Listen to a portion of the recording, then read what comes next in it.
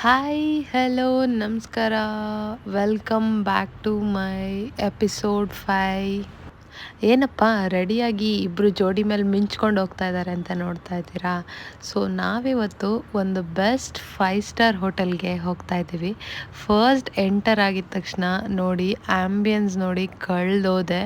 So ಇದ್ರ ಹೆಸರು ಬಂದು ಲೀಲಾ ಪ್ಯಾಲೇಸ್ ಅಂತ. ಸೊ ಪ್ಯಾಲೇಸ್ ಥರನೇ ಇತ್ತು. ಸೊ ನೋಡಿದ ತಕ್ಷಣ ಫಸ್ಟ್ ತಿನ್ನೋಕ್ಕೆ ಸ್ಟಾರ್ಟ್ ಮಾಡಿದ್ದೆ ನಾನು.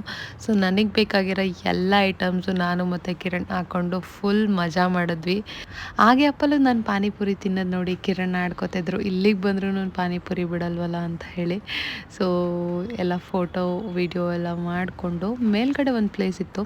ಸೊ ಅಲ್ಲಿ ನಿಂತ್ಕೊಂಡ್ರೆ ಸ್ವರ್ಗ ಗುರು ಇದು. ಸೊ ಏನು ಸಖತ್ತಾಗಿ ಕಾಣಿಸ್ತಾ ಇತ್ತು ಅಂತಂದರೆ, ಸೊ ನಾನಂತೂ ಫುಲ್ ಎಂಜಾಯ್ ಮಾಡಿದೆ ನೇಚರ್ನ.